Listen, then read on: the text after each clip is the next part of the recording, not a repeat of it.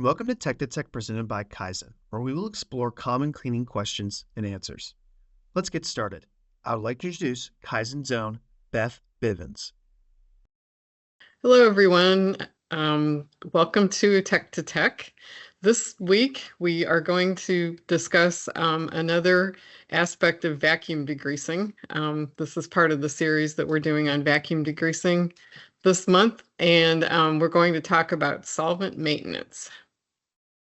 So just a refresher on vacuum degreasing itself, it's a solvent-based process where the solvent is distilled by boiling under vacuum. So the whole process is done without air, which removes the flammability issue for solvent.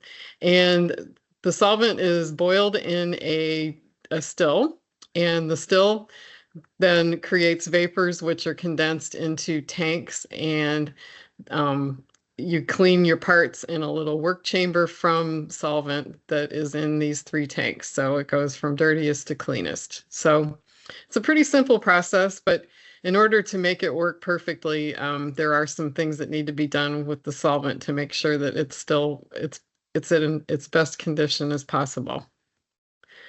So the 2 main types of solvents that are used in vacuum degreasing are hydrocarbon and modified alcohol.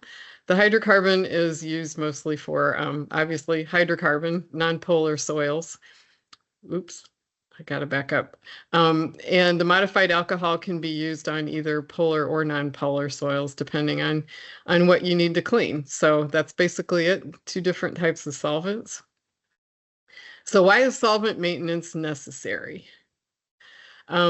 As I mentioned already, the vacuum vapor degreasers continually distill the solvents. So soils can build up in the still in the bottom. And some of those soils can contain chlorine and sulfur. And with water also accumulating in the equipment, the soils can react with water to form acids. So some routine testing that we recommend, things you can do on your shop floor are acid acceptance and non-volatile residue. And then periodic testing, if you'd like, if it's necessary, either at KYZEN or in your own lab, could be an analysis of the sample by GC or a test for water present in the sample using Karl Fischer. So some of the products that go along with the solvents that are that are either needed or dictated by testing.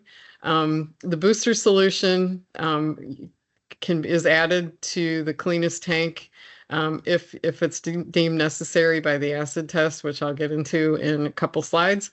There's also a corrosion preventative solution that you can add at the end of the process to provide short-term protection against corrosion in case of the parts, usually mostly ferrous metals. Why does it keep doing that? Sorry. Usually ferrous metals, sometimes copper. They need to have a little bit of corrosion protection just before the next processing step. So why do we test for acid? Chlorinated oils, as I mentioned, can decompose over time. They react with water that gets into the system just from the atmosphere.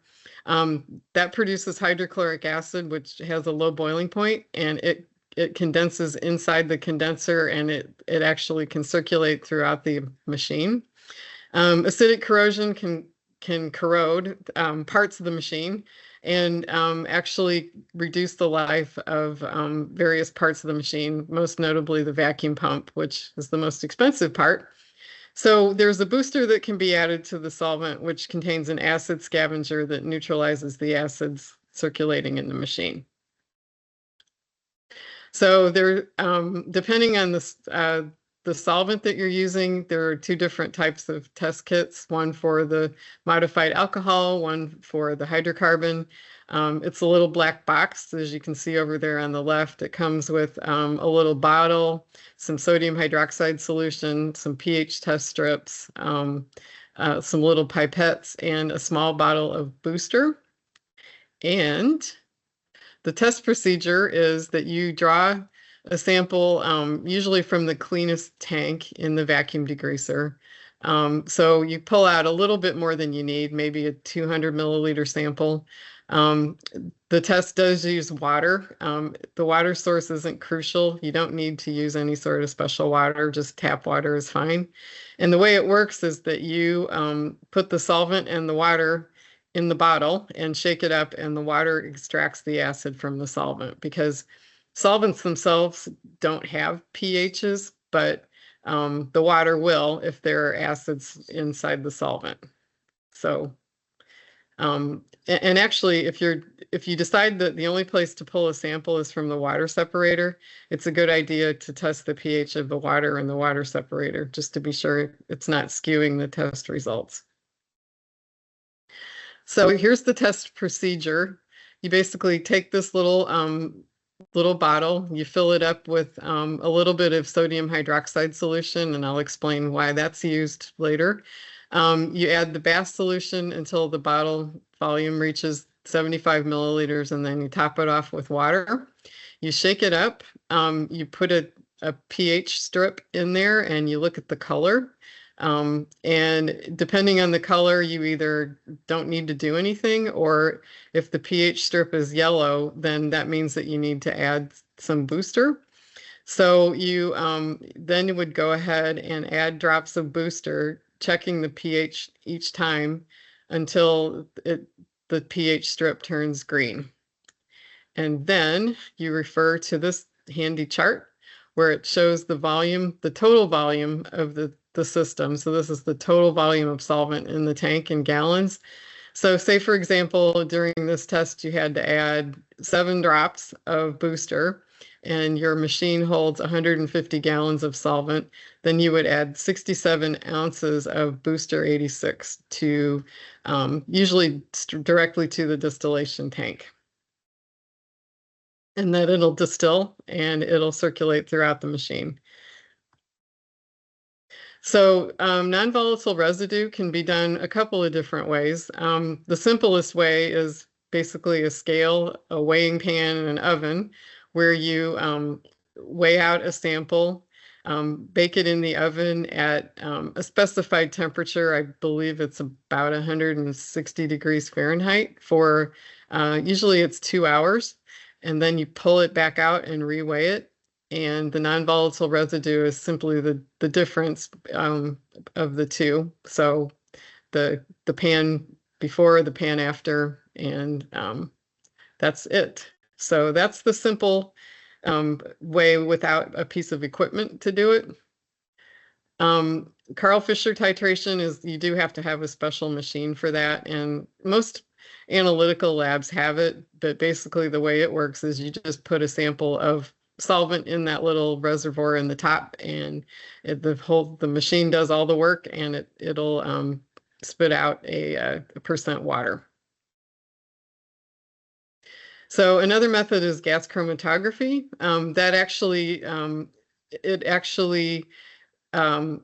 it's basically using the boiling point of the solvent to create like a specified footprint for each for the solvent itself. So as you can see, the one on the left is the virgin solvent. I believe this is modified alcohol. So it separates out the different components based on boiling point. So you can see the virgin solvent has, it looks like this. If you start to get contaminants in it, you'll start to see more peaks. As you can see, it's sort of a cluttered up picture, but you can start to see extra peaks showing up. And then, the more contamination you have, the more the graph, the GC printout will change.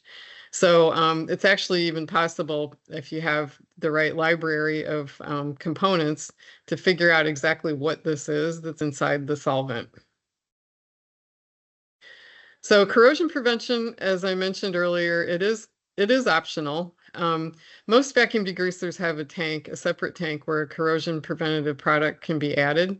As I said, it's done as the last step of the process, and you don't want to clean after you put on the corrosion protector, or it'll be removed.